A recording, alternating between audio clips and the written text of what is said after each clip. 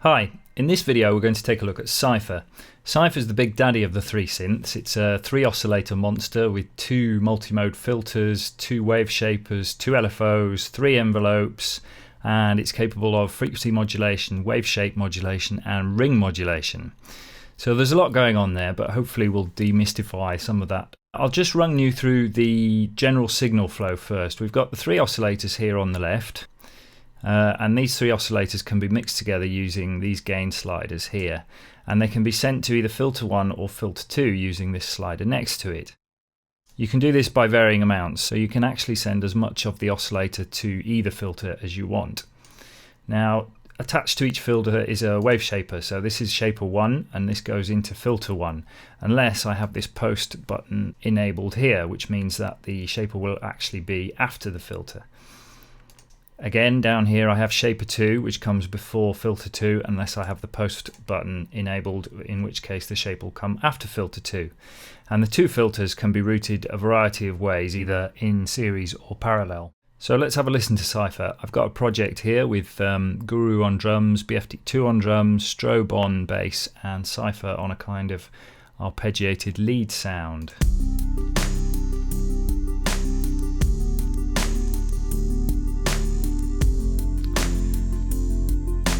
Currently, Cypher's just playing a triangle waveform from oscillator 2. We can mix in some other oscillators using these gain sliders here.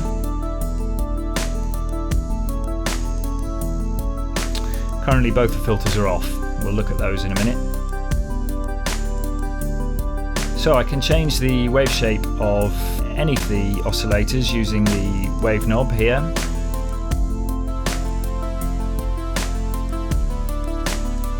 And that morphs smoothly between a triangle, sawtooth and a pulse waveform.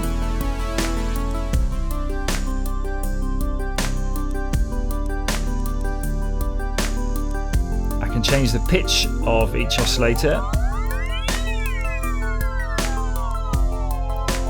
using this scale knob here. And the reason it's called scale is because it's scaled relative to the master pitch control here, which controls all the oscillator's pitches. Oscillator 2 here is capable of frequency modulation via this knob here. Its frequency is actually modulated by oscillator 3.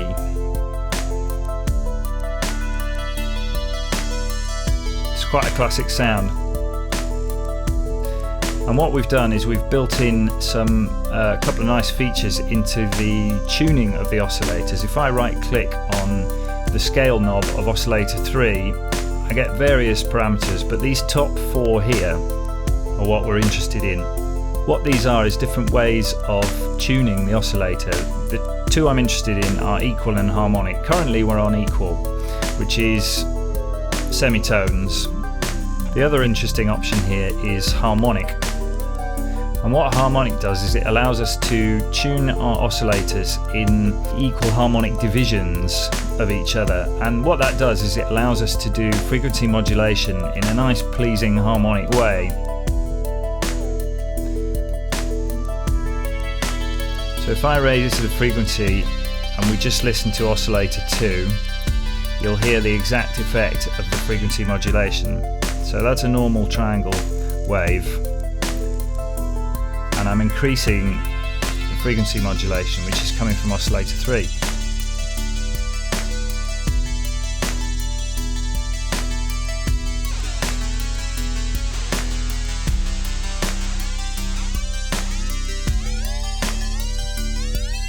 So as I change the frequency of oscillator 3, because I'm using the harmonic option, I'm only getting nice musical frequency modulation.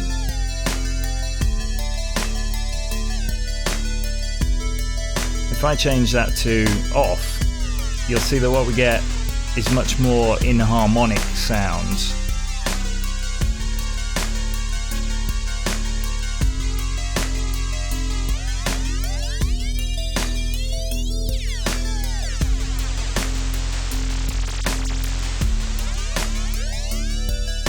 So there's 2 nice options there for frequency modulation.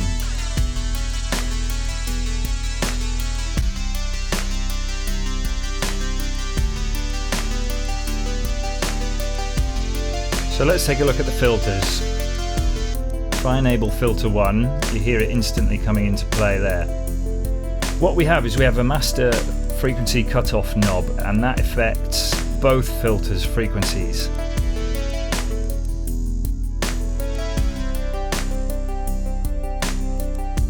For each filter we have a scale knob here, which allows us to either add or subtract frequencies from the master cutoff value. So what that means is I can have, say, a low pass filter on filter 1, and I can change the mode of filter 2 to be a high pass, change the scale of that, which is only changing the frequency cutoff of the high pass filter.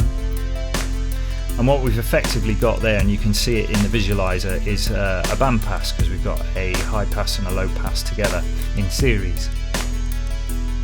We can change the resonance of each filter separately.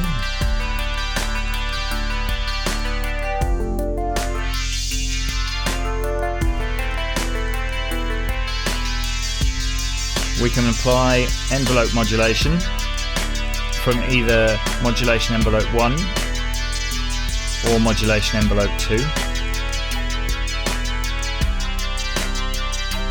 We can route the two filters different ways. So at the moment we're routing from filter 1 into filter 2. I can reverse that 2 to 1, and I can have them in parallel. When they're in parallel, I can use this spread parameter to pan the filters left and right.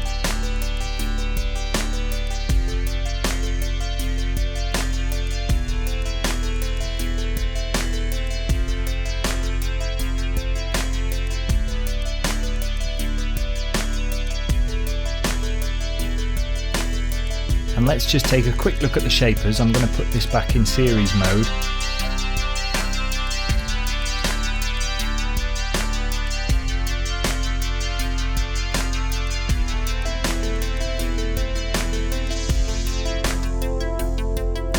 So all we've got currently is a low pass filter.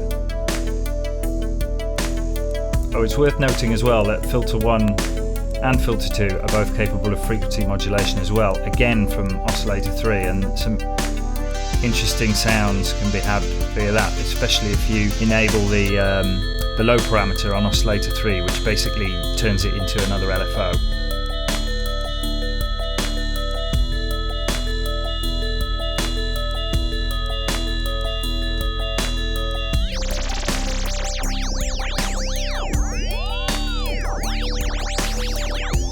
What's happening here is when I've got low enabled, the beat parameter becomes the tuning of this oscillator.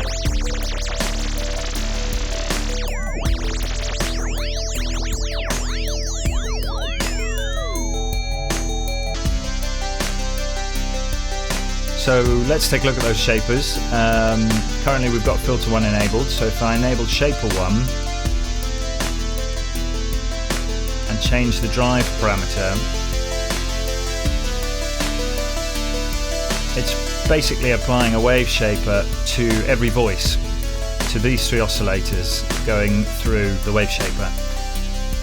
There's a low pass filter just afterwards, so I can take off some of that high end, and there are different shaper modes.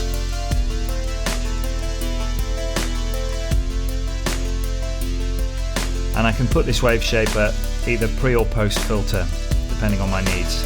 I'm going to leave it off just for now. Other things we've got down here are all the modulators. We've got two LFOs. These are the same LFOs as you'll find in strobe. They're syncable to host BPM or not. You can change the speed, the mode, which is the shape, and they've got swing and pulse width control.